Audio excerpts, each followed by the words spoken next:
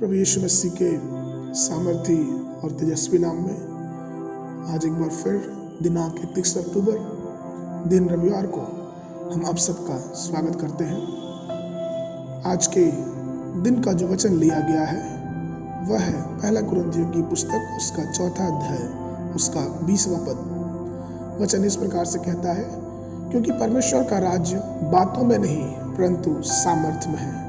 क्योंकि परमेश्वर का राज्य बातों में नहीं परंतु सामर्थ्य में है। मेरे प्रियो, ये घटना उस समय की है जब परमेश्वर के एक महान सेवक, परमेश्वर के एक महान दास जिनका नाम चार्ल्स स्पर्जन था, वो प्रभु की सेवा में बहुतायत रूप से परमेश्वर उन्हें इस्तेमाल कर रहा था और उनके वचन से बहुत से लोग नए जीवन की तरफ, उद्धार के जीवन की तरफ आकर्षित हो रहे थे।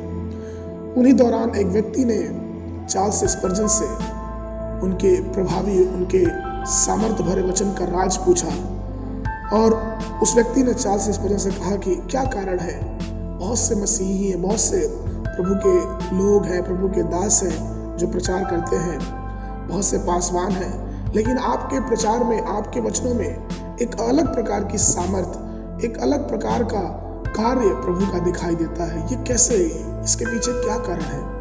और चार्ल्स स्पर्जन ने उस व्यक्ति की तरफ बहुत ही प्यार से मुस्कुरा के देखा और उन्हें कहा कि चलिए मेरे साथ चलिए, मैं आपको बताता हूँ कि इसके पीछे क्या राज है। और उस व्यक्ति को लेके अपने कार्यालय में आए, अपने ऑफिस में आए और अपने ऑफिस में उस व्यक्ति को एक विशेष कमरे में लेके गए और वहाँ उस कमरे की तरफ दिखा के कहा कि ब्रदर, भाई ये देखिए, ये कमरा है जो मुझे शक्ति और सामर्थ्य देता है। और यह सोचकर कि अरे भाई, कमरा कैसे शक्ति या फिर सामर्थ्य दे सकता है? उन्होंने कहा कि ये कैसे हो सकता है कि कमरा आपको शक्ति दे, आपको सामर्थ्य दे। तो चार्ल्स स्पर्जन उसका दरवाजा खोला और जैसे ही दरवाजा खोला उस व्यक्ति ने देखा कि कम से कम 40 से 50 व्यक्ति, 40 से 50 लोग उस कमरे में बैठ के प्रार्थना कर रहे हैं, घुटनों के बल प्रभु से रो रो के प्रार्थना कर रहे हैं, प्रभु से ये प्रार्थना कर रहे हैं कि प्रभु आज जो मीटिंग बुलाई जा रही है उसमें आप अपने दास को बहुत आय से इस्तेमाल करिए। और चार्ल्स स्पर्जन उस व्यक्ति से कहा कि यही जो मेरे वचन में सामर्थ्य दिखती है, ये उसका राज है, क्योंकि जितनी प्रार्थना होती है उतनी सामर्थ्य बहुत आय से प्रकट होती है। प्रभु में मेरे प्रियो, अगर हम चार्ल्स स्पर्जन के घटना को इतिहास में देखते हैं तो वो एक बहुत बड़े प्रभावशाली परमेश्वर के दास थे और उनका जो मुख्य उद्देश्य था वो प्रभु के वचन को लोगों तक पहुंचाना और सामर्थ्य रूप से पहुंचाना। और इसलिए शायद ये हो सका क्योंकि उन्हें पहला कुरिन्थियों की पुस्तक उसका चौथा अध्याय उसका 20वां पद जो वचन कहता है, क्योंकि परमेश्वर का राज्य बातों में नहीं परंतु सामर्थ्य में। शिक्षाएं बहुत से लोग देते हैं, सिद्धांत बहुत से लोग बताते हैं और बहुत सारे आज पंथ हैं जो अलग अलग प्रकार की शिक्षाएं देते हैं, सिद्धांत को बताते हैं। लेकिन प्रभु में मेरे प्रिय लोगों, हमारा जो मसीही जीवन है, हम जो यीशु मसीह के पीछे चलते हैं, हमारा जीवन सिर्फ बातों और सिद्धांतों का नहीं होना चाहिए।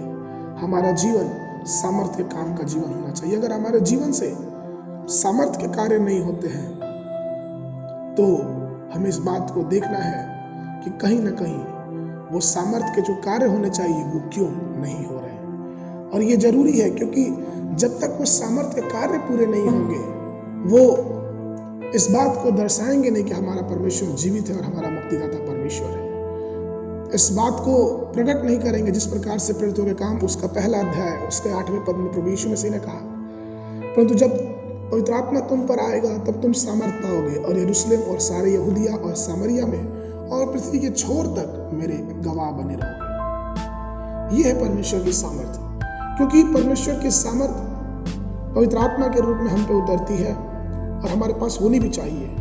क्योंकि अगर हम पहली शताब्दी में देखेंगे किस प्रकार से वही चेले जो डर के मारे ऊपरी कोठरी में अपने आप को बंद किए थे, लेकिन जब परमेश्वर की सामर्थ्य उनके पास आई तो वही चेले, वही लोग इस दुनिया को उथल पुथल कर दिए। और ये गवाही वहां के लोगों ने दिया कि ये तो वही मछुआरे हैं, ये तो वही अनपढ़ लोग हैं जिन्होंने पूरे दुनिया को उथल पुथल कर दिया है। ये सिर्फ उस कारण हुआ क्योंकि उन्होंने परमेश्वर की आत्मा के सामर्थ का अभिषेक प्राप्त किया था। इसलिए यशायाह नबी की पुस्तक उसका 40 अध्याय उसका 31 पद इस प्रकार से कहता है, परंतु जो यहोवा की बाट खोजते हैं वे नया बल प्राप्त करेंगे और वे उकाबों की नाई उड़ेंगे, वे दौड़ेंगे और श्रमित ना होंगे, चलेंगे और थकित ना होंगे। आइए हम आज के दिन परमेश्वर से प्रार्थना करें कि परमेश्वर प्रभु यीशु मसीह हमारा जीवन सिर्फ बातों का जीवन ना हो सके, लेकिन आपकी सामर्थ को प्रकट करने वाला जीवन हो सके।